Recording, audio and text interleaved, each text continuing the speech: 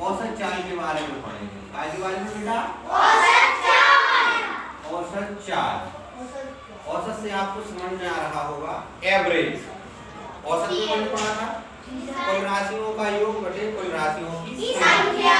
औसत पढ़ा था। औसत शब्द जहाँ लग जाए ना तो वो चीज मिनिमम है मुकेश, ना वो चीज मैक्सिमम है, बीच की है। ना तो वो बहुत ज्यादा है, जैसे हम लोग क्या एक औसत परिवार से आते हैं, ना तो एकदम गरीब है ना अमीर, मध्यम वर्गीय परिवार भी बोलते हैं उसे, मध्यम वर्गीय।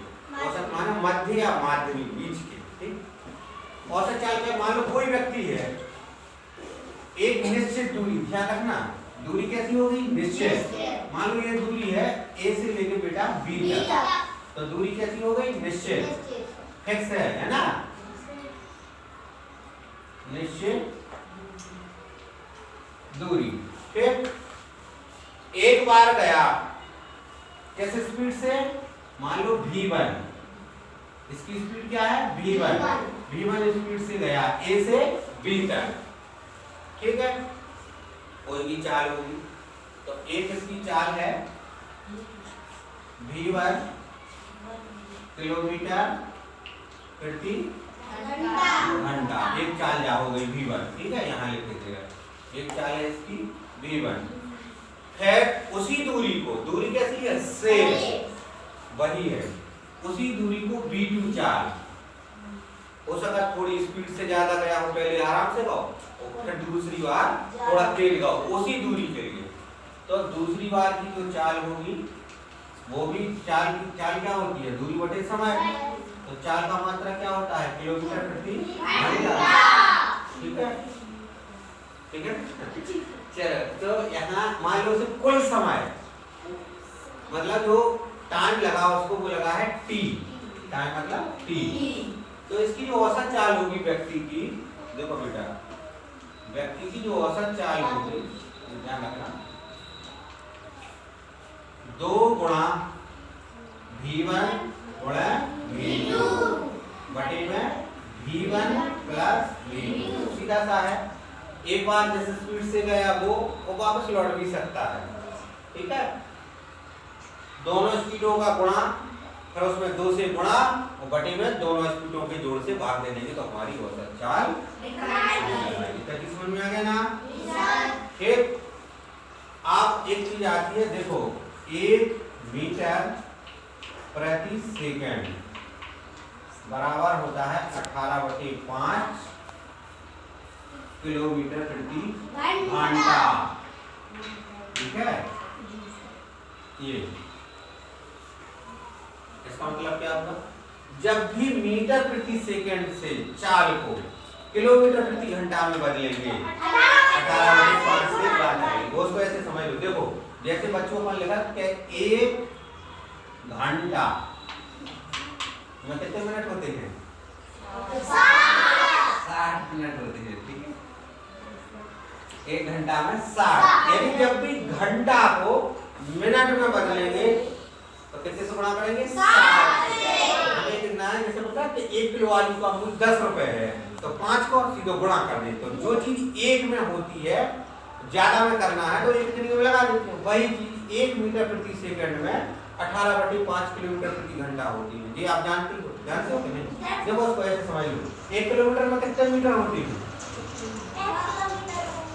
1000 मीटर होते बटे 1 घंटा में सेकंड कितने हो? 3600 और भाई 1 घंटा में मिनट को 60 और 1 मिनट में हो 60 सेकंड, तो 60 मिनट में 6 36। इसको आप काट दो, 0 से 0 गया, 0 से 0 गया। ठीक है, 2 पन्ना 10, 2 एकम 2, 2 अठे 16, कितना आया? 5/18 मीटर प्रति सेकंड। आया समझ में? यानी वो किलोमीटर प्रति घंटा को मीटर प्रति सेकंड में बदलने के लिए, ठीक है, और मीटर प्रति सेकंड से किलोमीटर प्रति घंटा में बदलने के लिए। तो यहाँ ये चीज समझ में आई? यहाँ ये तो समझ में आ गया कि 5 और 18 के जैसे आए। 1 किलोमीटर के लिए 1000 और 1 घंटा में होते हैं 3600। तो यहाँ आ गया 1 किलोमीटर प्रति घंटा, ठीक है, बराबर कितना होता है 5/18 मीटर प्रति सेकंड, घंटा की सेकंड। ठीक, इसका मतलब ये हुआ कि जब चाल को 1 किलोमीटर प्रति घंटा में कितने हो रहा है 5/18।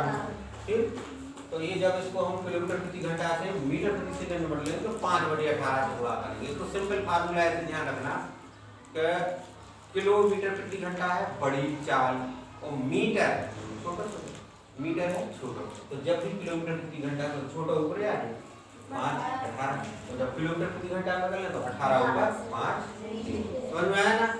तो ये हो गया अपना चाल का, ठीक, ये औसत चाल का, ये चाल को बदलने का, ठीक है, ध्यान से समझ लो ना। फिर बात एक आता है आपका सापेक्ष चाल।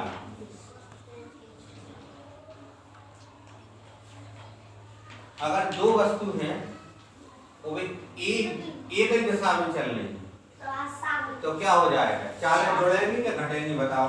जुड़ेंगी। पक्का ना? जी सर। एक ही दिशा में जब चलती हैं तो क्या होता है, जुड़ती हैं। विपरीत दिशा में घटती हैं। पक्का ना? जी सर। हैं? जी सर। विपरीत दिशा में चालें घटती हैं? देखो सापेक्ष चाल मतलब एक सापेक्ष, पहले तो समझो, आप थोड़ा सा गलत बता रहे हो। क्यों बता रहे हैं बता दें। सापेक्ष चाल का मतलब होता है तुलनात्मक, जैसे कोई वस्तु एक ए है और एक बी है, जे इधर को जा रही और जे इधर को आ रही, इसकी चाल है v1 और इसकी चाल है v2, तो जो कैसे विपरीत दिशा में चल रही है तो सापेक्ष चाल इनकी जुड़ जाती है, ध्यान रखना बेटा। विपरीत दिशा में जब दो वस्तुएं एक यहाँ से आ रही हो एक यहाँ से जा रही हो तो जुड़ जाती है विपरीत दिशा में, ठीक बेटा, विपरीत दिशा में, ठीक, सापेक्ष चाल। और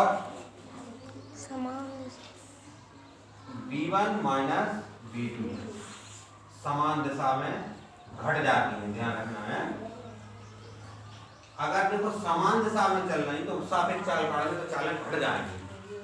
जैसे मान लो एक बस ये जा रही, ए बस इस दिशा में जा रही और एक दूसरी है जेबीसी में जा रही बी, तो चाल यहाँ सापेक्ष चाल। सापेक्ष माने इसकी चाल इसकी तुलना में, सापेक्ष मतलब होता है तुलनात्मक, उसके हिसाब से। हाँ, जैसे ट्रेन जा रही बगल में पिट जाती है, सही कह रहे सामान, तो वो चाल क्या होगी उसकी घट गई। यार पिट गई माने पहले ट्रेन पिट गई, आदमी तो पिटा करके ट्रेन का लट मटक गया ट्रेन में। ट्रेन का पिटना मतलब अपने क्षेत्र मतलब कई बार ऐसे शब्द प्रयोग कर दे, हम सोचते हैं पिट गई माने यार पिट गई का मतलब होगा वो लेट हो गई, पिटना मतलब लेट हो, फुटना नहीं पिटना होगा। तो जब सापेक्ष चाल काटेंगे अगर उल्टी दिशा में चलेंगे तो चालें जुड़ जाएंगी और समान दिशा में वो तक घूमे जा रही है ऊपर जा रही तो क्या हो घट गई, ऊपर पिट गई। एक की स्पीड में एक कम के सवारी की स्पीड में क्रॉस कर दे, इसलिए तो चाल घट जाए, ठीक है ना, समझ में आ गया।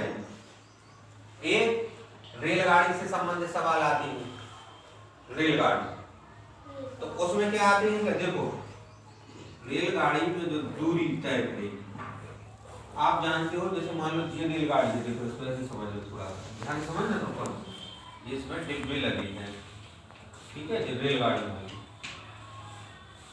यहाँ कोई पेड़ खड़ा है, क्या खड़ा है, पेड़, या कोई व्यक्ति खड़ा है, ठीक है, मान लो ये पुष्पन खड़े हैं, ठीक है, या कोई बिजली का खंभा खड़ा है। इसको पार करने में तय की गई दूरी काय के बराबर होती है, रेलगाड़ी की लंबाई के बराबर। इसकी जो लंबाई या जो है दूरी है, खंभा की हो आदमी की हो या पेड़ की, ना के बराबर है। तो जो रेलगाड़ी जो दूरी तय करेगी, रेलगाड़ी द्वारा तय की गई दूरी काय के बराबर होगी, रेलगाड़ी की लंबाई के बराबर। रेलगाड़ी की लंबाई इधर, ठीक है, लंबाई के बराबर, लंबाई के बराबर। क्या जैसे मान लो पेड़ को पार करना है, ये इसका इंजन है गाड़ी का, ट्रेन का। तो जो पूरी कड़े ना जैसे देखो पूरी निकलेगी, तो पार जो करेगी तो जो दूरी कितनी करेगी, रेलगाड़ी की लंबाई के बराबर। ध्यान रखना है, ये तो हो गई पेड़ की, व्यक्ति की या खम्मा की। अगर बेटा यही रेलगाड़ी कोनो पुल है जो बने लो, ठीक, ई के जो बने ने पुल जो इतने हो जाना चाहिए रेलगाड़ी, समझ पुल। तो देखो ये पुल की कितनी लंबाई होगी, होगी ना, क्या होगी, पुल की कुछ लंबाई होगी, बिल्कुल होगी। या सुरंग नीचे हो जाए।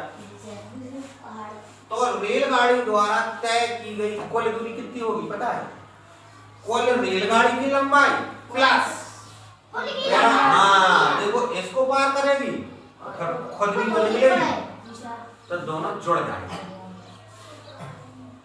पुल की लंबाई प्लस रेलगाड़ी की लंबाई कुल दूरी हो जाएगी। पूरी रेलगाड़ी करेगी वो इको भी तो पार करना जितना लंबा जो, हाँ तो कुल दूरी क्या हो जाएगी, पुल की लंबाई और रेलगाड़ी की लंबाई के बराबर।